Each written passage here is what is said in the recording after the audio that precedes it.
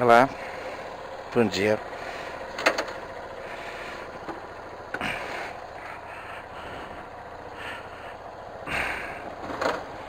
Bom dia. Bom dia a todos nós. Bom dia, minha casa, minha família, pessoas que eu amo. Até mais tarde, amo vocês, vocês sabem.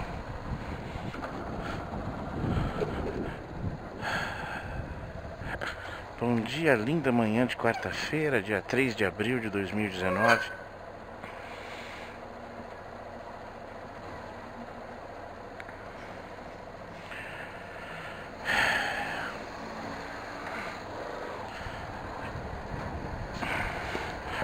Bom dia, país de maluco, país de pessoas que parece que foram abduzidas por uma seita de loucos, que é esse atual governo e seus idiotas apoiadores. Desculpa falar dessa forma, mas não dá pra falar de outra, não dá. Se eu tentasse falar de uma forma menos injusta, sabe, ter que lidar com pessoas inteligentes, pessoas que tiveram estudo, pessoas com relativo sucesso profissional e na vida, que acham e que... Não, eles não acham, eles têm certeza de que não existiu ditadura militar, que só prendeu e matou comunista, bandido e desculpa, constatar, principalmente, que para essas pessoas, que são a maioria, não tem problema se um governo ilegitimamente matar. E não me venha com o argumento de que o outro lado queria matar e às vezes matava, porque é um Estado democrático de direito. Sim, houve uma tomada de poder, sim, houve uma limpa na resistência, seja ela de alto poder, seja ela de médio e pequeno poder. Foi um momento sádico e cruel da nossa história, tá bom? Mas eu não vou aqui, eu não quero esse tema agora não. Agora eu quero tirar sarro de alguém. E a gente acaba tendo que continuar, né, num contexto básico de tirar sarro, porque senão você fica puto, né? E aí eu prefiro tirar sarro do que ficar puto, embora possa ser um sarro que eu fique puto do mesmo jeito. Vamos falar sobre João Agripino Doria Filho, ex-prefeito de São Paulo e atual governador do estado de São Paulo. João trabalhador, enfim, é nessas palhaçadas que o povo cai. Enfim, também coloco fácil e básico que quando há falta de opções, a gente realmente lamenta bastante, né? E também é um caso de falta de opções, mas também é um caso de evidente, como é que se fala? Evidente desvio moral, tá? Desvio moral. Sim, temos desvios morais.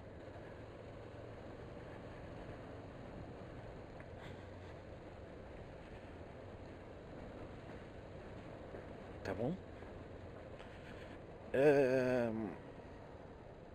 A história que eu quero contar, ela começa o ano passado. O ano passado ou talvez retrasado. O nosso amiguinho, Agripino,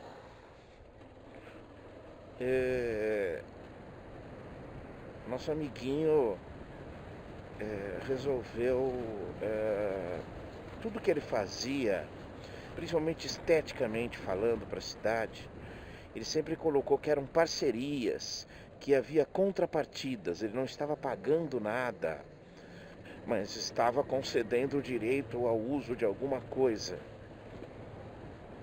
Enfim, com a sua influência e com o seu super tino comercial, administrativo, ele conseguiu emplacar um projeto. Ele resolveu instalar um muro de vidro em toda a borda da raia olímpica da USP. Aquele pedaço, quando eu entro na Marginal aqui, na Marginal Pinheiros, é antes dele. Mas quando eu trabalhava na outra, que eu pegava lá do começo, eu já falei sobre esse muro e tal. Realmente é bonito. Interessante, né? Um murão de vidro que você, do outro lado, enxerga o Rio Pinheiros, né? Aquele braço do Rio Pinheiros. Que, na verdade, é outro esgotinho, né? Dentro da USP, mas ali se pratica canoagem, né? Esportes aquáticos, esportes de flutuação, né? E aí o que sempre acontecia? Antes eu coloco o seguinte, o Dória tem um péssimo gosto, né? Porque ele resolve mexer, não, eu não gosto do jeito que é isso. E aí esteticamente ele contrata pessoas, ele se consulta, ele vai no conceito de moda. Ele tem um gostinho sem vergonha.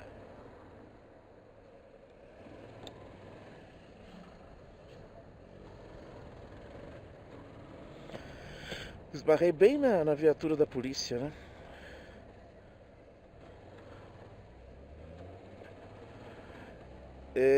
Foi assim que ele tirou grafites que não incomodavam ninguém, de muros enormes na 23 de Maio, no Minhocão, e pintou tudo de cinza. Ele tem uma fixação por cinza. E depois ainda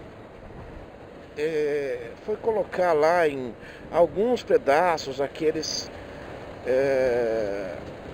jardins verticais, né?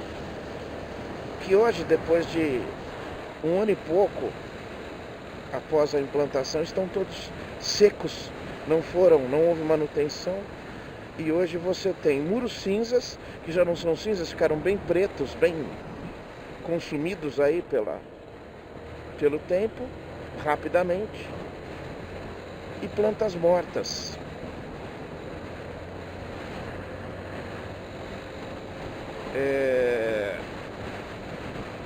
E agora tá rolando uma atualzinha, que é a reforma, né, a reestilização do Palácio do Planalto, né, da casa do governador, né, e é onde ele faz reuniões, se apresenta e trabalha e recebe a imprensa e tudo mais, e todo mundo falando da nova estilização, que as paredes são pretas e cinzas, olha o cinza aí de novo, que os móveis são todos pretos, móveis coloniais e tal, enfim. E realmente ele tem um problema com estética, e ele quer implantar um gosto refinado na população, porque provavelmente ele anda sem o que fazer, como ele andava sem o que fazer na prefeitura. Eu gosto do prefeito que chega lá na Cracolândia, impõe força bruta, e meia hora depois de começar um quebra-quebra e um farfeiro danado de doentes viciados correndo para todos os lados, o cara pega a primeira câmera de televisão disponível e fala assim: acabou a Cracolândia. Temos o orgulho de informar que a Cracolândia acabou. Isso, agora ela pulverizou por toda a cidade, vários lugares. Mas deixa pra lá, eu não vou aqui também entrar nesse assunto, eu não quero assunto tão pesado hoje. Olha só, uma ambulância lá na frente, ó. Eu não queria assunto tão pesado hoje.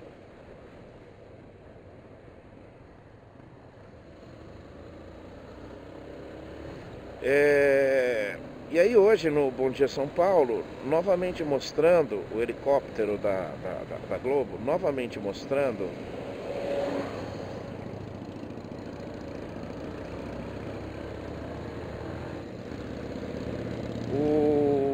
o estrago em todos os aspectos que esse bendito desse muro de vidro na USP está causando e causou.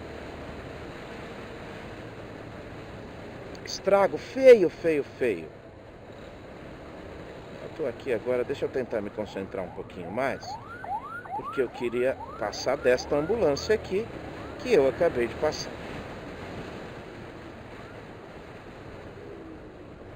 Vamos, fofo, vamos. Não adianta querer brigar com ele.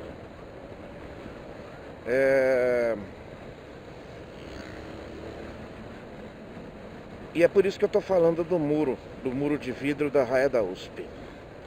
Aquilo lá, você não tenha dúvida que é um custo altíssimo, altíssimo. Era um muro alto, grosso, pesado, bem espesso, de concreto, de tijolo e concreto, bem antigo. Era bonito? Não. O vidro é mais bonito? É. Isso não quer dizer que ele seja necessário. E é assim, né? Poxa vida, com tanta demanda de cuidado com a população, você tem que fazer uma parceria de um projeto caríssimo, milionário, para se colocar um murinho na raia da USP, provavelmente porque você ou sua esposinha passam de vez em quando aí e acham bonito. É lamentável, é triste, é feio, é chato que realmente haja essa questão. Mas claro que pode ser feito, sem dúvida nenhuma. Eu ainda sou da política da prioridade, né? Mas enfim. O que acontece? Depois de aí quase 2 anos dessa viagem mental desse sujeito medíocre, desse sujeito de caráter fraquíssimo, que é o atual governador do estado de São Paulo,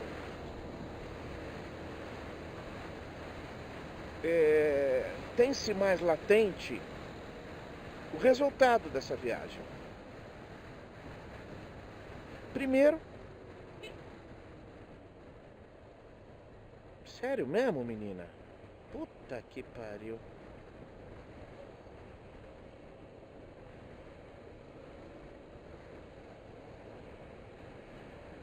É claro que todos têm o direito, cara, mas, mano, isso aqui é uma brincadeira de mau gosto, né?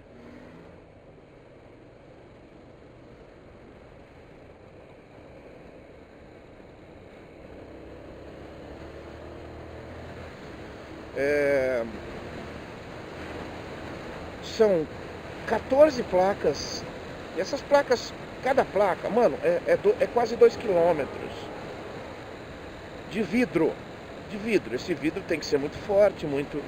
enfim, tem que ter várias características que não o tornam um vidro comum barato. E 14 dessas placas quebraram e já não tem mais nada, tá só o vão. Ou seja, você diminui a segurança na USP.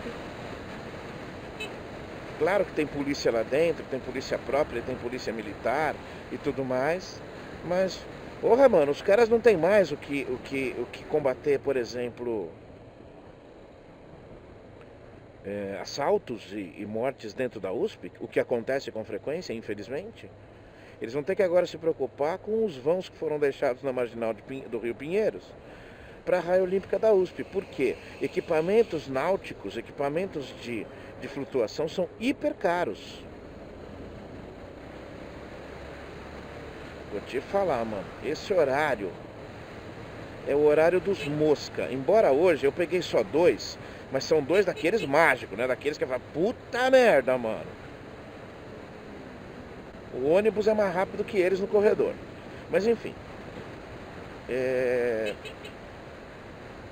E aí tem um outro problema que eu não sabia, que esse está se agravando cada dia mais. Pontos de erosão. Cara, tem a raia olímpica, é um rio. É um rio. Logo ao lado do muro. O vão ali de terra é de 1,5 m no máximo. E até o apresentador do Bom Dia São Paulo falou isso. As britadeiras, a quantidade de britadeira que foi usada para destruir aquele muro gigantesco, aquele muro super forte, foi muito grande. E é evidente que faria algum estrago na estrutura que o segurava. Tá aí. Tem 6, 7 pontos de erosão em direção ao Marginal Pinheiros. Ou seja, chuvas mais fortes e intempéries normais de clima vão aumentar esse buraco de erosão e vão acabar afetando a estrutura do Marginal do Rio Pinheiros.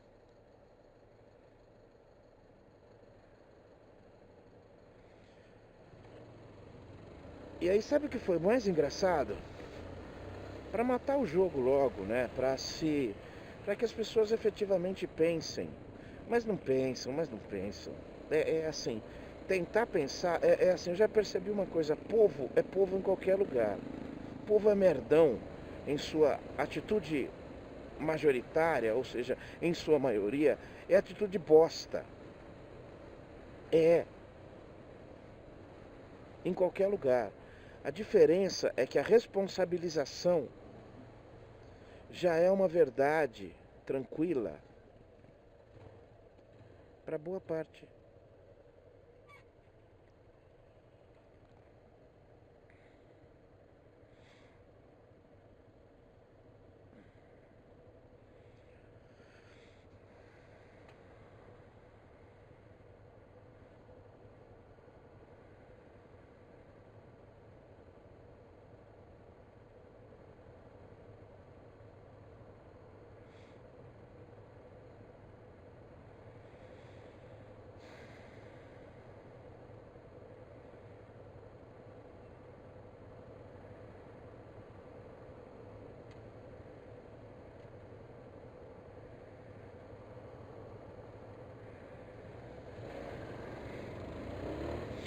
Para boa parte de populações menos evoluídas como a nossa. Porque certas coisas eles já exigem com tranquilidade, já está implícito, já está relativizado no dia a dia. Então algumas coisas o político mesmo nem mexe, ele sabe que não dá. Mas aqui é a farra, aqui é a festa, aqui é o festival da ignorância, não importa de onde venha. Você quer exemplo de ignorância? Venha para o Brasil você também.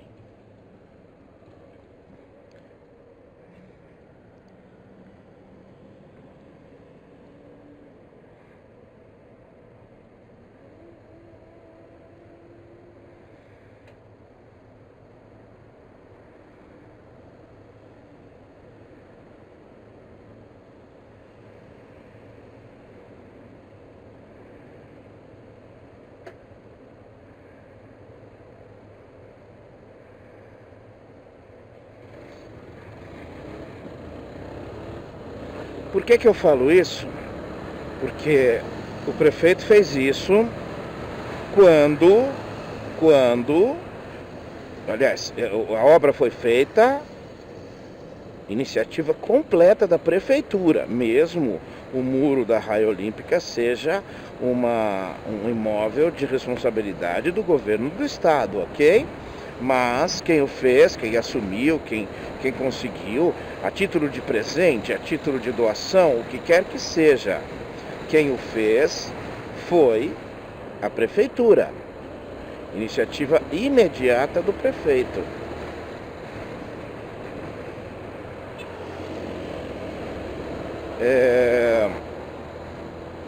E aí hoje, com todos esses problemas, pararam até de repor é isso aqui, ó. Imagina isso aqui, ó. Tá vendo esse murão aqui, ó? Isso aqui é antigo, grosso, forte, pesado.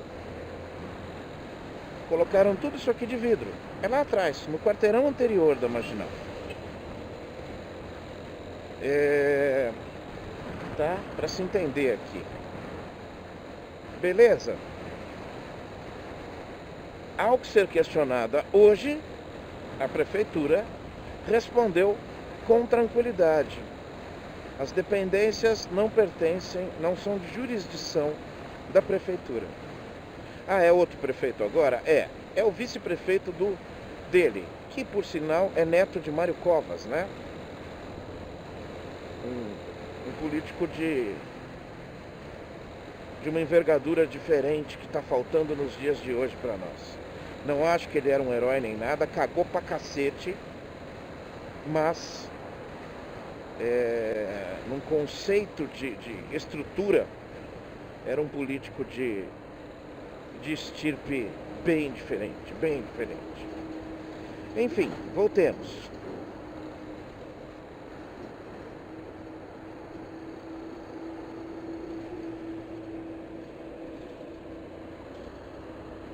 É interessante, de repente, uma obra que foi de inteira responsabilidade e iniciativa da Prefeitura de São Paulo, hoje dando vários problemas, tenha a resposta oficial da Prefeitura de São Paulo de que a jurisdição não é dela, é da USP e do governo do estado de São Paulo. Eu entendo o porquê dessa resposta. Eu entendo perfeitamente. Isso aí é um tapinha na cara do abusadinho, do riquinho rico. Mesmo sendo aliados políticos, o prefeito atual olha um negócio desse e fala, vá pro inferno, vá pro inferno. E o que ele quer, o que o prefeito Mário Covas Neto quer agora, efetivamente, é simples. Ele quer que quem te pariu, que te crie. Porque senão é sacanagem, né? Ele herda um negócio que foi total iniciativa pessoal do cara e ainda tem que responder por ele. Eu entendi. Só que, para a população aqui embaixo, né, para o chão de terra, que a gente costuma dizer, é complicado, cara. É complicado, é difícil, velho.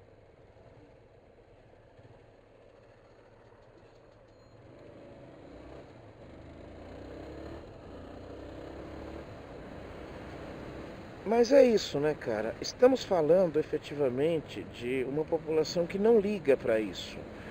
Qual é a maior importância hoje, a maior revolta ainda de uma enorme parcela da população? PT e Lula. Por quê? Porque eles continuam. A parte de cima do nosso governo, ela não se sustenta pelo presente, por atitudes básicas, por tomadas de decisão. Sempre que há uma tomada de decisão, tem que se voltar atrás, tem que se repensar, tem que se refazer. Isso está acontecendo há quase 4 meses, gente. Ah, começou agora, vocês não dão tempo para os caras. Cara, desculpa. 4 meses é tempo, já era tempo de se tomar decisões, atitudes, e não ficar tomando pito de todos os lugares possíveis. E aí, o que dá para contornar? É alimentar a ilusão do povo. É alimentar a ilusão do povo. É alimentar o ódio ao Lula. O Lula está preso. O PT não ganhou a eleição. Quem ganhou é esse. Um cara que hoje vai lá no Facebook e coloca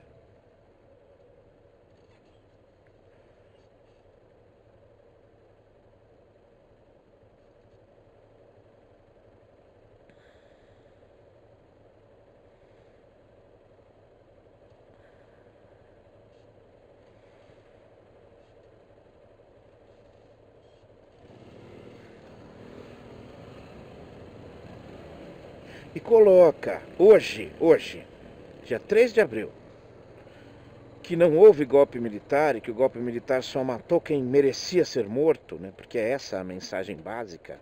Eu não sou burro para não entender isso. Essa pessoa não percebeu que fora da convicção dela, da burrice dela, prática do que ela está afirmando, fora disso, existe uma cortina de fumaça que ela está alimentando. É simples assim. Existe uma fábrica dessa continuação de campanha.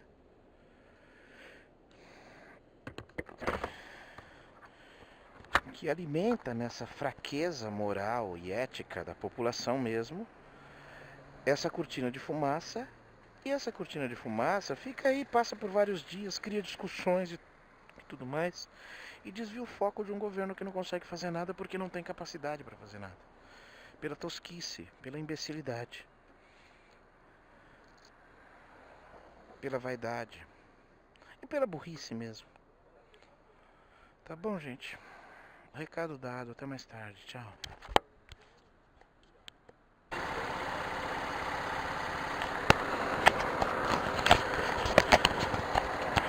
E aí? Vamos lá? Tudo certinho? Belezinha? Acho que é isso. Bora.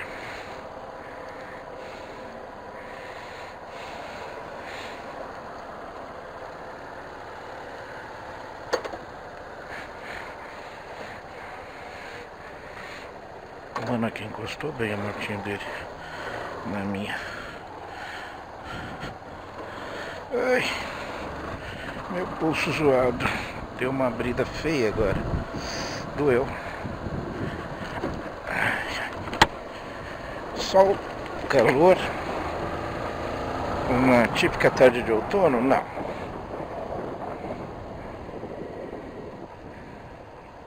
Isso. Acho que tá tudo certo aqui. Agora, quanto tempo? O que vocês fizeram no tempo do último quadro onde eu falei tchau? E agora que eu tô falando oi? E eu já trabalhei 9 horas. Trabalhei, viu? Trabalhei bastante. É o que temos. Então vamos garantir, vamos trabalhar. Cada dia mais eu me sinto mais à vontade, principalmente nas questões de folha. Consigo ir fazendo, consigo ir resolvendo, cada dia com menos dependência, né? Não que seja ninguém trabalha independente em nenhuma empresa, né? Bom, peguei um assunto para falar e eu vou dar o tema, né? O tema é a relação entre os argumentos da família Brits e os argumentos do novo pacote de segurança do juiz Sérgio Moro. Não, juiz não, me perdoa, ele não é mais juiz, ele é um herói. Ah, não, ele já era um herói e continua sendo um herói. Só que agora ele é um super ministro da Justiça. Beleza? Vamos lá? Eu explico pra você, mas antes eu tenho que explicar o que é a família Brits. E depois o que é o pacote de segurança.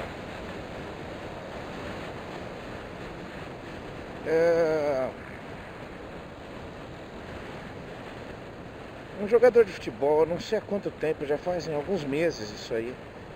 Eu ainda estava na outra empresa, se eu não me engano. Um jogador de futebol. Cara, vocês vão passar ou não, hein? Ele era das categorias de base. Na verdade, ele era jogador do São Paulo profissional e estava emprestado, se eu não me engano, ao São Bento de Sorocaba, alguma coisa assim. Não, acho que... não vou lembrar, cara, não vou lembrar exatamente quando foi isso. Um garoto, enfim, um jogador da base de São Paulo, enfim. Jovem, ao que parece 20 anos de idade. Um futuro pela frente. E um jovem de 20 anos de idade que, igual a todos os jovens, ou a maioria dos jovens de 20 anos de idade, jogador de futebol, forte, bonito, também um garoto antes de tudo. E garotos fazem besteira, falam besteira. Esse menino, ele estava numa festa de aniversário, numa boate, uma casa noturna, enfim, no Paraná, no interior do Paraná. Esse menino foi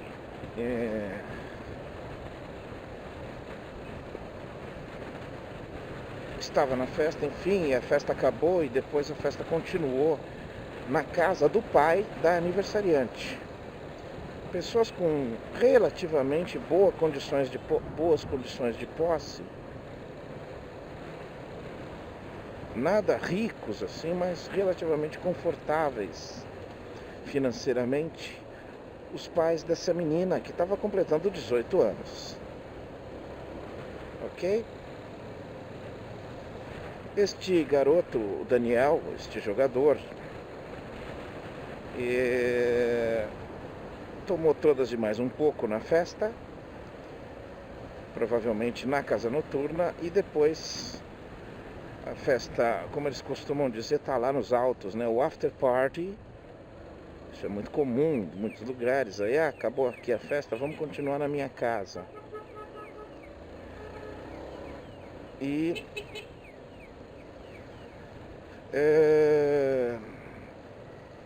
esse menino cometeu uma enorme, gigantesca besteira. Algumas besteiras ele cometeu. A primeira, ele não sabia. A primeira de todas foi ter bebido muito, muito e muito. A bebida, aliada à sua fase de vida. Ai, Jesus. Bicicletas agora.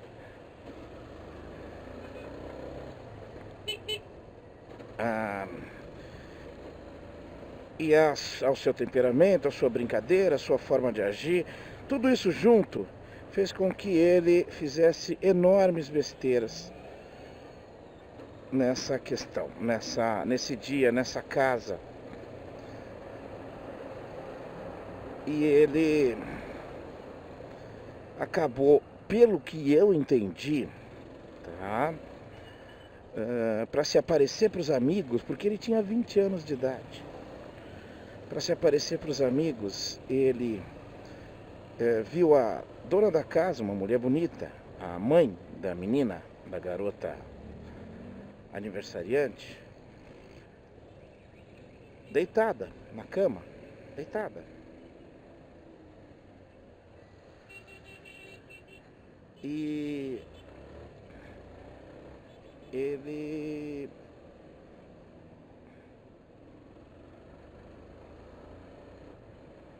se deitou do lado dela e tirou algumas selfies. Eu não sei o quanto ela estava embriagada, ruim, o quanto ele estava bastante. E ele mandou áudios para grupos de amigos, falando: mano, eu tô numa festa, nem sei onde é que eu tô, cara. Eu tô numa festa aqui que a filha é uma gostosa e tá deitada num quarto, a coroa, a mãe é uma gostosa e tá deitada no outro. Olha só, aí eu peguei a coroa, acabei de pegar a coroa, enfim. E postou uma selfie ao lado da moça, da mãe da menina, dormindo. Nisso, o pai da menina abriu a porta e pegou. Ou alguém contou, não tem muita importância isso, né? Mas a questão é que a outra besteira que o menino fez por conta da bebida, por conta da índole, da fase de vida e dos valores, enfim. A outra besteira que esse menino fez foi a pior de todas. Ele não sabia com quem ele estava lidando, ele efetivamente não sabia onde ele estava. Então ele não sabia com quem ele estava lidando. Acontece que o pai, esse cara que deu a festa, que chamou todo mundo, que fez e aconteceu, ele é um cara com atividades um pouco suspeitas, para não dizer ilícitas.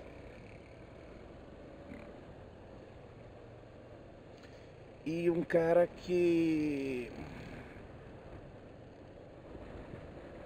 é conhecido na região por mandar soltar e mandar prender. É um cara que lida com setores relativamente obscuros e poderosos. Enfim, é um mafioso da região, é o manda-chuva do lugar. E um cara desses não gosta de ser passado para trás, nem que pareça que ele foi passado para trás. A verdade é que ânimos todos exaltados por bebida, e por vários outros fatores, o pobre menino, que não sabia bem o que estava fazendo, o que queria e por que estava fazendo, que foi fazer uma brincadeira que, ao que parece se entender, uma brincadeira de péssimo gosto. Mas nenhuma brincadeira de péssimo gosto merece a pena de morte com requintes de crueldade. Enfim, esse cara juntou 4 ou 5 garotos que estavam na festa, deram uma surra no jogador de futebol, no Daniel. Puseram-no num carro, levaram-no a uma estrada próxima, deserta. Eu vou só colocar o termo, porque talvez seja menos chulo eu falar dessa forma. Emascularam o rapaz e depois o mataram. Ao que parece, quem fez tudo, ou praticamente tudo, foi, inclusive é réu, confesso, foi o pai, foi o rapaz. São todos muito jovens, tá? O cara tem uns 40, a mulher tem uns 38 e a menina tem 18. E é só isso. Depois, por conta da investigação, porque não sabiam com quem estavam lidando e tudo mais, foram descobrindo mais podres, foram descobrindo que carros e motos e tudo mais, e bens desse cara, nenhum está no nome dele, alguns estão no nome de laranja, tem coisa que ele usa, que ele ostenta na internet, que está no nome de presidiário, tem um advogado dele, aliás, tem um coronel da reserva que era amigo dele e que o tirou de um dia de uma blitz que ele estava com o carro roubado. Ou seja, tudo muito estranho. Mas enfim, são outros processos. Este é o processo que está rolando, é o assassinato do rapaz. E a coisa está rolando, estão todos presos, tá? Porque a mulher e a filha foram coniventes, colaboraram ou ocultaram o fato. Ou seja, todo mundo sabia o que estava acontecendo. Enfim, este é o caso do pobre Daniel, que perdeu a vida aos 20 anos de idade por causa de uma infeliz e ridícula brincadeira na hora errada com a pessoa errada. Ponto. Hoje, esses últimos dias estão acontecendo audiências preliminares sobre o caso. Então, o juiz e o júri estão ouvindo as primeiras testemunhas. Há um mês atrás parece que foram as testemunhas de acusação. E entre ontem e hoje estão sendo ouvidas as testemunhas escolhidas pela defesa.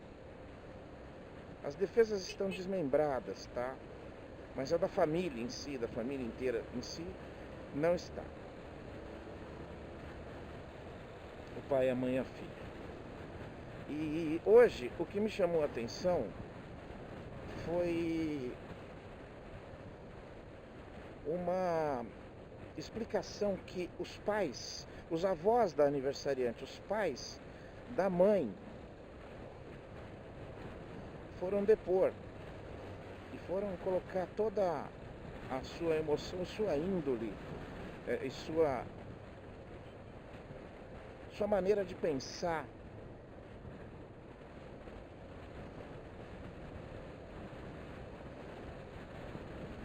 E tanto a mãe quanto o pai foram categóricos em dizer que a culpa não era do réu confesso, nem da filha, nem da neta. Que a culpa era do jovem, do menino. Porque ele mexeu com o que não devia, porque ele não teve a educação necessária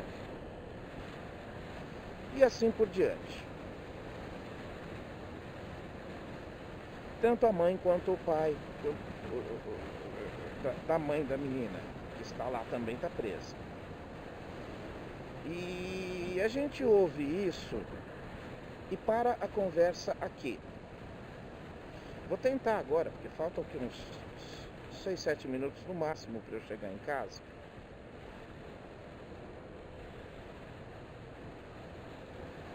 E o excelentíssimo senhor ministro da Justiça, Sérgio Moro, ele há um mês e meio a 2 atrás aí, ele apresentou, inclusive com status de superstar, como tudo que ele faz, de super acontecimento, de super lançamento, como se fosse o lançamento de um novo filme de Hollywood.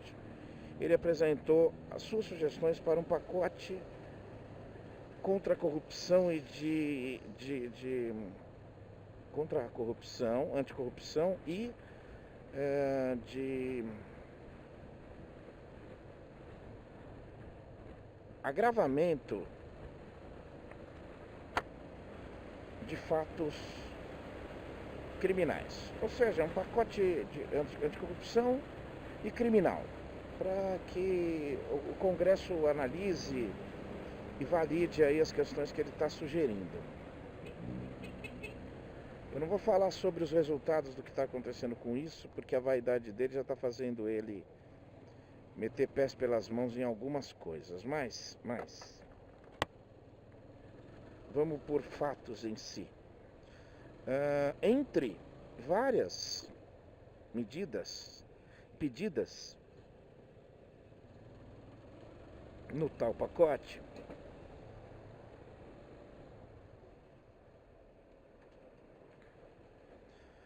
aí você fode, né? No tal pacote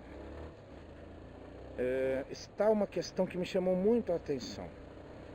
O policial que, no cumprimento da sua atividade, atirar, matar ou ferir algum inocente ou não, inocente ou não, mas que seja comprovado um momento de alto teor emocional, ou seja, tensão,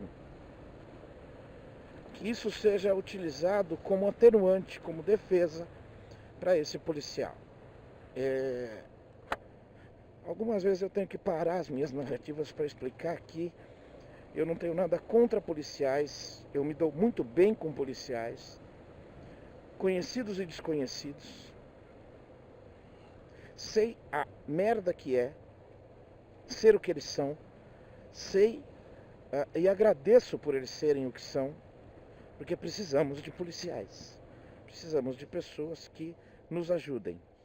Se eles fazem isso por um salário ou por um ideal, e o resultado for bom, para mim é a mesma coisa. Então, eu não tenho nada contra a polícia, eu não acho que toda polícia é uma merda, que todo policial é corrupto, e nada disso. Muito pelo contrário.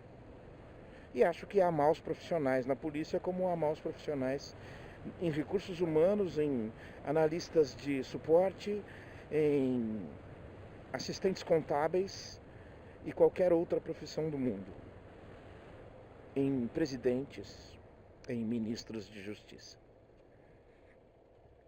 O que acontece, senhor ministro, super-herói, fantástico e absurdo, o que acontece é que essa lei já existe. Essa questão já existe sobre atenuantes que justifiquem ou que possam servir para algum argumento de defesa a policiais que matam em serviço ou que ferem em serviço, mesmo para que ferem inocentes, não envolvidos.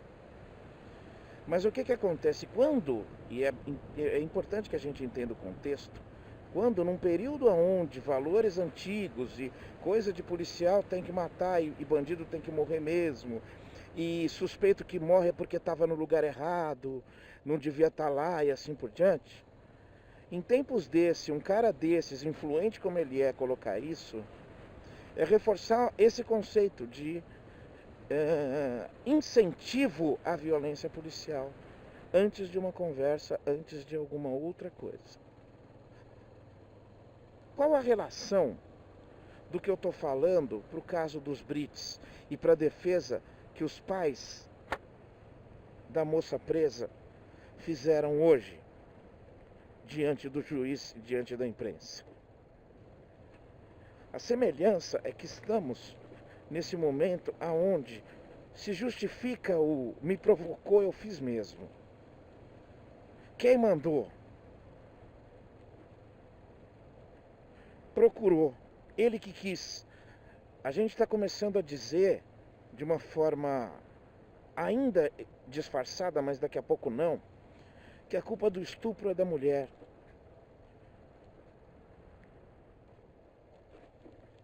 Que a culpa do feminicídio é da mulher. Que, sabe, que qualquer coisa. Que a culpa da morte é da bala, é da munição, ou de Deus, mas não é da pessoa. A gente está amenizando tudo que a gente acha que está certo e dane-se. E isso é super perigoso, senhor juiz. E senhores pais da moça que está presa, eu compreendo a tentativa que vocês estão fazendo, porque é uma linha que os advogados de vocês estão orientando vocês a fazer. Vocês sabem o tamanho da merda, não sabem? Inclusive vocês sabem porque os valores que vocês deram para tua filha são mais ou menos esses mesmo. Vocês fariam igual.